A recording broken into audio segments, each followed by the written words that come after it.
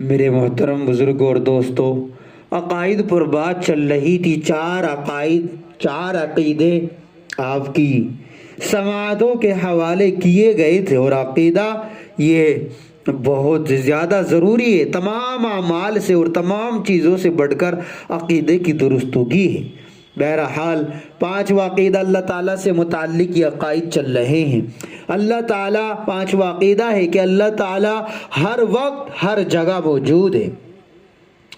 اور چھٹا عقیدہ کہ اللہ تعالیٰ جہات ستہ، 6 جہات ہے، اوپر نیچے دائیں بائیں آگے پیچھے، ان سب چیزوں کو اللہ تعالیٰ محیط ہے، گھیرے ہوئے اللہ تعالیٰ، یہ نہیں کہ آگے ہی ہو پیچھے نہ ہو، بلکہ اللہ تعالیٰ ہر جگہ کا اللہ کو علم ہے۔ اور ساتواں عقیدہ ہے کہ اللہ تعالیٰ ان 6 جہات ستہ، ان سب سے پاک ہے، کہ ایسا بھی نہیں کہ اللہ تعالیٰ آگے رہتے ہو یا پیچھے یا اوپر یا دائیں، بلکہ اللہ تعالیٰ تو ہر جگہ ہے، اور ان ڈائریکشنوں سے اور ان سمتوں سے اللہ تعالیٰ پاک ہے۔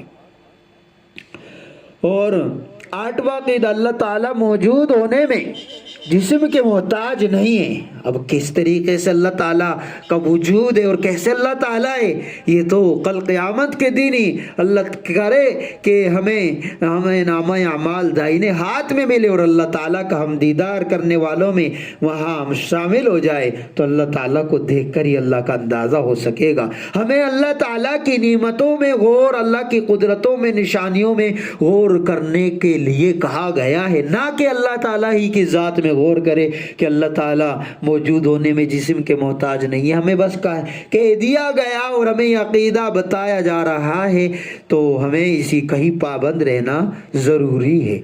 نواں عقیدہ ہے کہ اللہ تعالیٰ جسم اور جسم کے اعضاء سے پاک ہے۔ جسم بھی نہیں ہے، جسم کے جو اعضاء ہوتے، ہاتھ پیر کان ناک، ان سب چیزوں سے اللہ تعالیٰ پاک ہے۔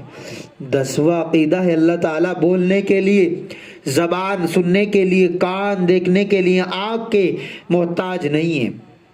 اور 11واں عقیدہ ہے کہ اللہ تعالیٰ حرکت اور سکون سے پاک ہے، کہ اللہ تعالیٰ کو متحرک یا ساکن نہیں کہہ سکتے، کہ اللہ تعالیٰ حرکت کر رہا ہے ان سب چیزوں سے، یا یہ کہ ساکن ہیں تو ان سے اللہ تعالیٰ پاک ہے۔ 12واں عقیدہ اللہ تعالیٰ صورت اور رنگ سے پاک ہے۔ اب اللہ تعالیٰ کیسے ہوں گے یہ تو بتا دیا گیا، ہمیں اللہ تعالیٰ کی نشانیوں میں غور کرنے کے لیے دنیا میں کہا گیا۔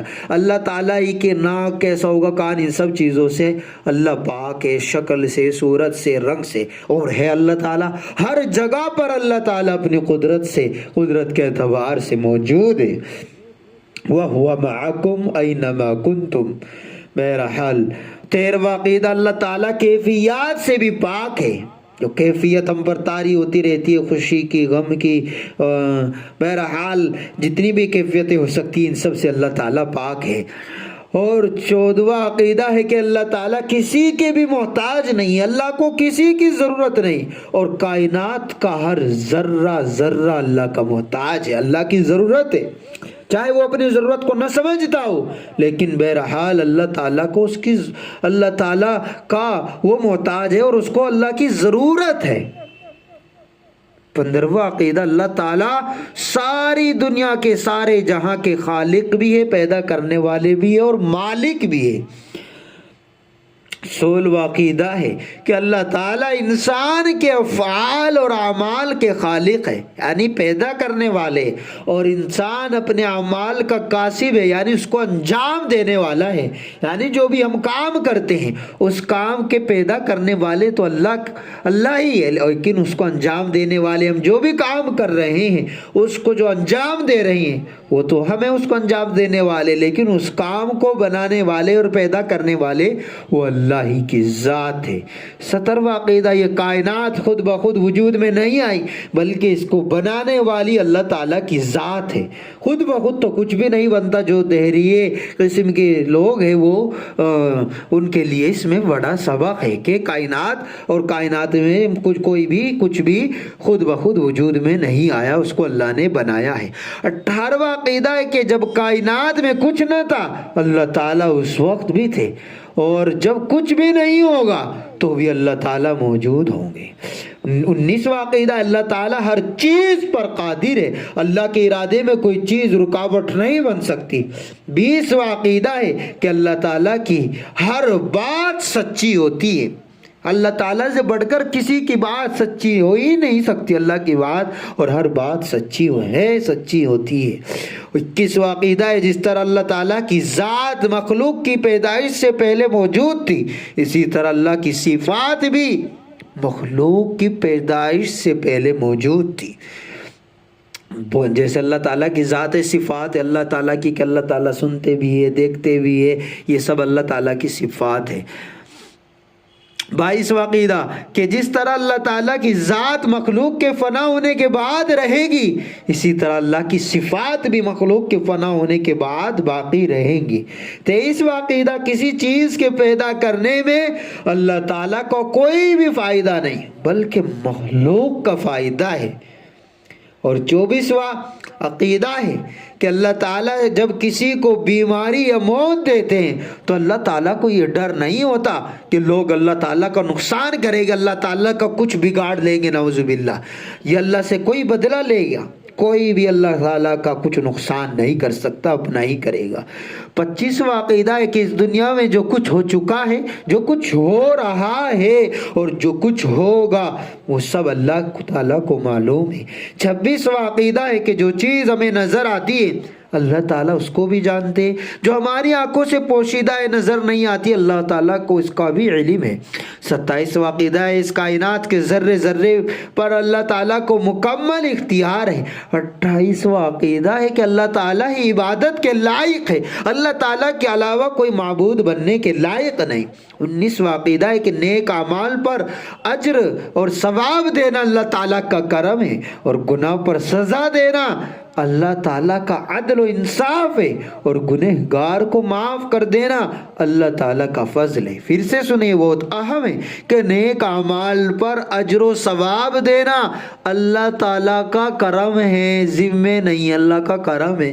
گناہ پر سزا دینا یہ اللہ کا عدل اور انصاف ہے، اور گنہگار کو معاف کر دینا اللہ کا فضل ہے۔ 30واں عقیدہ کہ اللہ تعالیٰ کا ذاتی نام صرف اللہ ہے، جیسے پرسنلی نام ہر بندے کا ایک ہی ہوتا ہے اور صفاتی نام اس کو کچھ بھی کہہ دیتے، اگر سخاوت کرنے والا ہے تو اس کو کہہ دیں گے بھائی بڑا حاتم طائی ہے، یا اور بھی بڑا سخی آدمی ہے، بہادر ہے کہ بھائی بڑا شجاعت مند، اور اس طریقے سے جو صفت آدمی کے اندر ہو کہ بڑا رحم دل انسان ہے، دیالو ہے، تو اس طریقے سے یہ سب صفتی نام ہے۔ تو اللہ تعالیٰ کا ایک ذاتی نام ہے اور باقی صفاتی نام ہے۔ 31واں عقیدہ کہ اللہ تعالیٰ کے صفاتی نام بہت سارے ہیں، ایک نہیں ہے، وہ بہت سارے ہیں، جن میں سے 99 نام تو بہت مشہور ہے اور ان کی فضیلت بھی آئی ہے کہ جو بندہ اللہ تعالیٰ کی یہ 99 نام زبانی یاد کرے گا، قرآن کے شروع میں بھی لکھے رہتے ہیں یہ، اگر آپ حضرات کہیں گے تو وہ بھی آپ کو بتا دیے جائیں گے۔ بہرحال وہ 99 نام ہمیں یاد کرنے چاہیے تاکہ قیامت کے دن ہمیں بھی یہ فضیلت حاصل ہو سکے۔ جو بندہ یہ 99 نام حفظ یاد کر لے گا اللہ تعالیٰ اسے جنت میں داخل فرمائے گا۔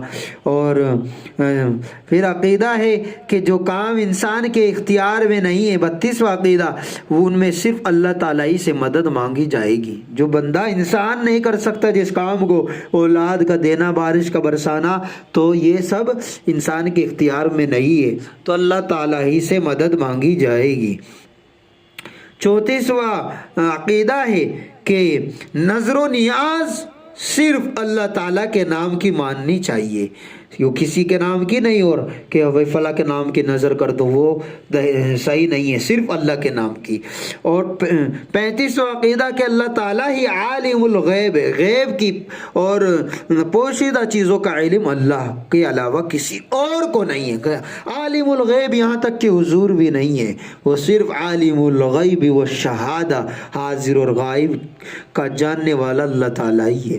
36واں عقیدہ ہے کہ اللہ تعالیٰ ہی حاجت روا ہے، حاجت کو پوری کرنے والے وہ صرف اللہ ہی ہے، کوئی بھی نہیں ہے اور اللہ کے علاوہ۔ 37واں عقیدہ اللہ تعالیٰ ہی مشکل کشا ہے، کہ اللہ تعالیٰ ہی مشکل کو ختم کرنے والا ہے، مشکل کو ہٹانے والے وہ اللہ تعالیٰ ہی ہے، کوئی اور نہیں ہے۔ 38واں عقیدہ اللہ تعالیٰ ہی مختار کل ہے، ہر چیز کا مکمل اختیار اللہ ہی کو ہے۔ 39واں عقیدہ اللہ تعالیٰ ہی قادر مطلق ہے، اللہ تعالیٰ کو ہر چیز پر ان اللہ علی کل شیء قدیر، ہر چیز پر مکمل قدرت ہے، جیسے چاہے اللہ تعالیٰ ویسا کر دے، کوئی بھی اللہ تعالیٰ کو کہنے والا اور اللہ کا کچھ بگاڑنے والا نہیں۔ 40واں عقیدہ اللہ تعالیٰ کو خدا کہنا بھی جائز ہے۔ اللہ تبارک و تعالیٰ ہمارے عقیدے کو درست فرمائے۔